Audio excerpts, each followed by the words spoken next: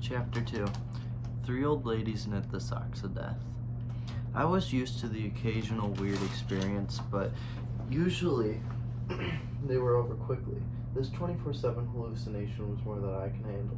For the rest of the school year, the entire campus seemed to play some kind of trick on me. The students acted as if they were completely and totally convinced that Mrs. Kerr, that perky blonde woman who I'd never seen in my life until she got on our bus at the end of that school trip, had been our pre-algebra teacher since Christmas. Every so often, I would bring up a Mrs. Dodds reference on somebody just to see if I could trip them up, but they would stare at me like I was a psycho.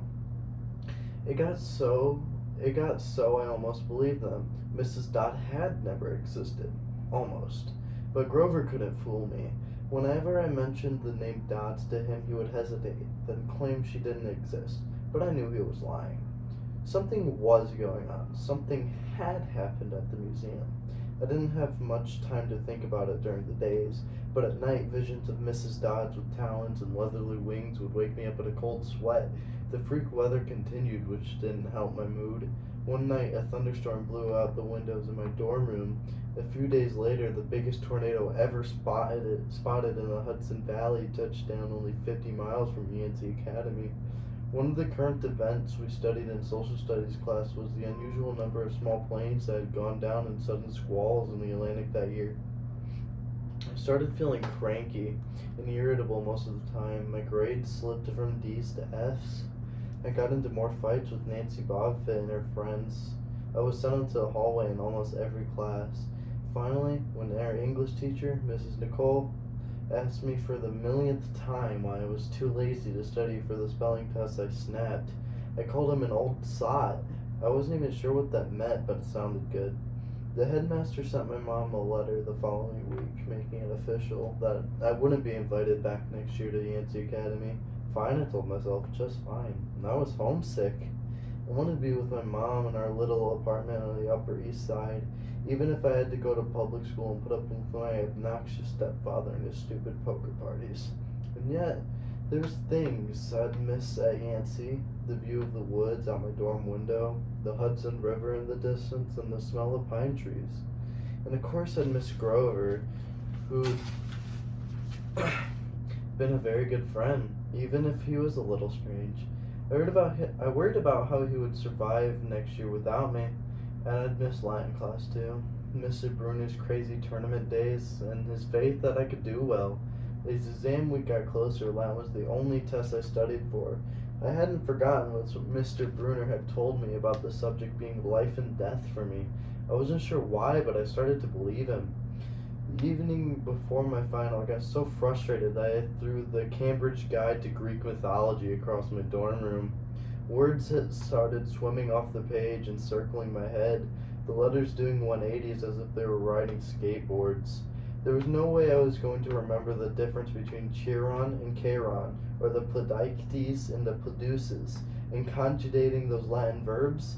Forget it. I paced the room feeling like ants were crawling around inside of my t-shirt. I remembered Mr. Bruner's serious expression, his 1,000-year-old eyes. I will only accept the best from you, Percy Jackson. I took a deep breath and I picked up the mythology book. I'd never asked a teacher for help before. Maybe if I talked to Mr. Bruner, he could give me some points. At least I could apologize for the big fat F I was about to score on his exam.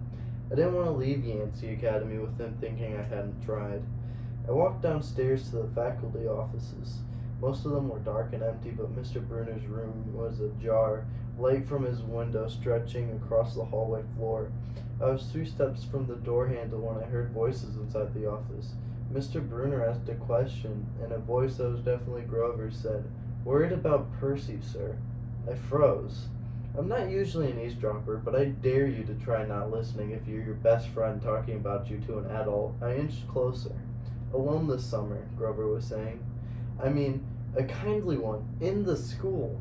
Now that we know for sure, and they know too, we would only make matters worse by rushing him," Mr. Bruner said. "We need the boy to mature more." "But he may not have time. The summer solstice deadline will have to be resolved without him, Grover. Let him enjoy his ignorance while he can." "Sir, he saw her. His imagination, Mr. Bruner insisted. The mist over the students and staff will be enough to convince him of that. Sir, I can't fail in my duties again. Grover's voice choked with emotion. You know what that would mean. You haven't failed, Grover, Mr. Bruner said kindly. I should have seen her for what she was. Now let's worry about keeping Percy alive until next fall. The mythology book dropped from my hand and hit the floor with a thud.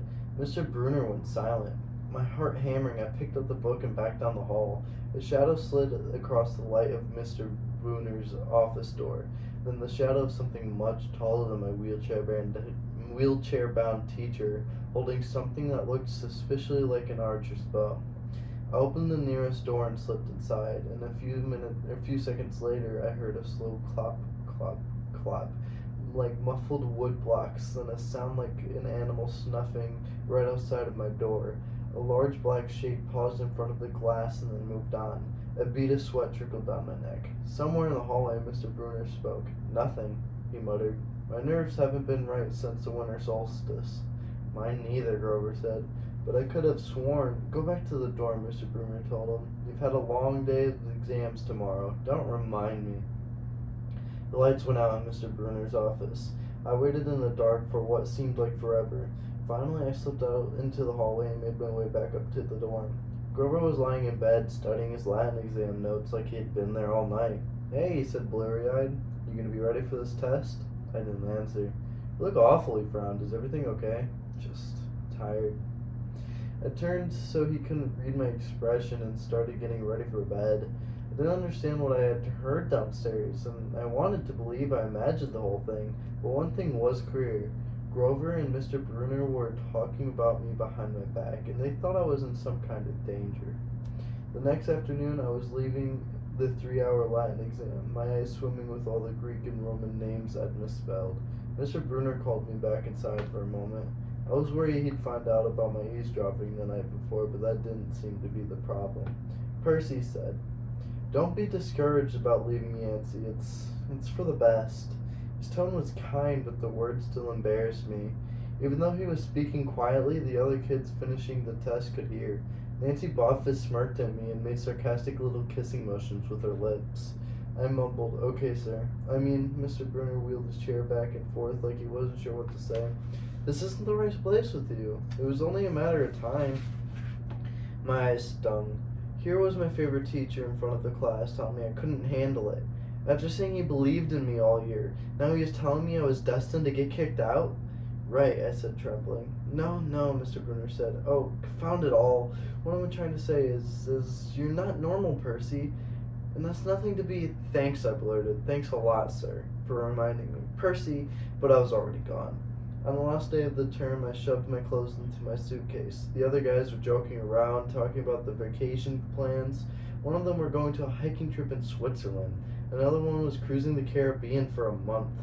They were juvenile delinquents like me, but they were rich juvenile delinquents. Their daddies were executives or ambassadors or celebrities. I was a nobody from a family of nobodies. They asked me what I was doing for the summer, and I told them I was going back to the city. What I didn't tell them was that I'd have to get a summer job walking dogs or selling magazine subscriptions and spend my free time worrying about where I'd go to school in the fall. Oh, one of the guys said, "That's cool." They went back to their conversations as if I'd never existed. The only person I dreaded saying goodbye to was Grover, but it turns out I didn't have to. He booked a ticket to Manhattan on the same Greyhound as I had. So there we were, together again, headed into the city. During the whole bus ride, Grover kept glancing nervously down the aisle, watching the other passengers. It occurred to me he'd always act nervously and fidgety when we left Yancey, as if he expected something bad to happen. Before, I'd always assumed he was worried about getting teased, but there's no one to tease him on the Greyhound. Finally, I couldn't stand it anymore. I said, "Looking for the kindly ones?" Grover nearly jumped out of his seat. What do you mean?" I confessed about the eavesdropping on him and Mr. Bruner before the night of the exam. Grover's eyes twitched. "How much did you hear?" "Oh, not much. What's the summer solstice deadline?" He winced. "Look, Percy, I was just worried about you. Hallucinating about demon math teachers? Grover, And I was telling Mr. Bruno that maybe you're overstressed or something because there's no such person as Mr. Dodds. And Grover, you're a really, really bad liar. His ears turned pink. From his shirt pocket, he fished out a grubby business card. Just take this, okay? In case you need me this summer. The card was in fancy script, which was a murder in my dyslexic eyes, but I finally made out something like Grover Underwood, Keeper, Half-Blood Hill, Long Island, New York. What's half? Don't say it aloud, he yelped. That's my, summer address. My heart sank. Grover had a summer home? Never considered that his family might be as rich as the others in Yancey. Okay, I said glumly. So, like, if I want to come over and visit your mansion, he nodded, or if you need me, why would I need you? It came out harsher than I meant it to. Grover blushed right down to his Adam apple. Look, Percy, the truth is, I kind of have to protect you. I stared at him. All year long, I'd gotten into fights keeping the bullies away from him. I'd lost sleep worrying he'd get beaten up next year without me. And here he was, acting like he was the one who defended me. Grover, I said, what exactly are you protecting me from? There was a huge grinding noise from under our feet. Black smoke poured from the dashboard, and our whole bus filled with a smell like rotten eggs. The driver cursed and limped the Greyhound over to the side of the highway. After a few minutes of clinking around in the engine compartment, the driver announced that we all had to get off. Grover and I filed outside with everybody else. We're on a stretch of country road, no place you'd notice unless you broke down there. On our side of the highway was nothing but maple trees and litter from passing cars.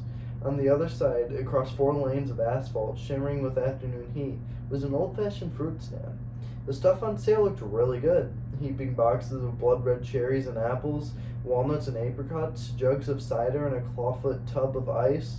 There was no customers, just 3 old ladies knitting in rocking chairs, the shade of a maple tree knitting the biggest pair of socks I'd ever seen. I mean, these socks were the size of sweaters, but they were clearly socks. The lady on the right knitted one of them, the lady on the left knitted the other, and the lady in the middle held an enormous basket of electric blue yarn. All 3 women looked ancient with pale faces, wrinkled like fruit leather, silver hair tied back with white bandanas, bony arms sticking out of black bleached cotton dresses. The weirdest thing was, they seemed to be looking right at me. I looked at Grover to say something about this, and I saw the blood had drained from his face. His nose was twitching. Grover, I said, hey man, tell me they're not looking at you. They are, aren't they? Yeah, weird, huh? You think those socks would fit me? Not funny, person. Not funny at all. The old lady in the middle took out a huge pair of scissors, gold and silver, long bladed like shears. I heard Grover catch his breath. We're getting on the bus, he told me. Come on. What? It's 1,000 degrees in there. Come on. He pried the door open and climbed inside, but I stayed back. Across the road, the old ladies were still watching me. The middle one cut the yarn. I swear I could hear that snip across 4 lanes of traffic. Her 2 friends balled up the electric blue socks, leaving me wondering who could they possibly be for, Sasquatch or Godzilla.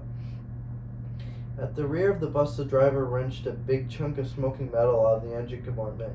The bus shuddered and the engine roared back to life. The passengers cheered. Darn right, yelled the driver, and he slapped the bus with his hat. Everyone back on board.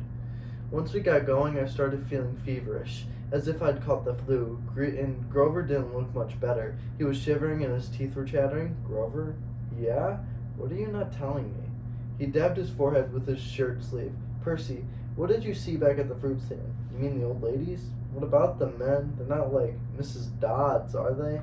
His expression was hard to read, but I got the feeling that the fruit stand ladies were something much, much worse than Mrs. Dodds. He said, just tell me what you saw. The middle one took out her scissors and she cut the yarn. He closed his eyes and made a gesture with his fingers that might have been crossing himself, but it wasn't. It was something else, something almost older. He said, you saw her snip the cord. Yeah, so? But even as I said it, I knew it was a big deal. This is not happening, Grover mumbled. He started chewing on his thumb. I don't want this to be like the last time. What last time? Always 6th grade. They never get past 6th. Grover? I said because he was really starting to scare me. What are you talking about? Let me walk you home from the bus station. Promise me. This seemed like a strange request to me, but I promised he could. Is this like a superstition or something? I asked. No answer. Grover, the snipping of the yarn, does it mean somebody's going to die? He looked mournfully, like he was already picking the kind of flowers I'd like best in my coffin.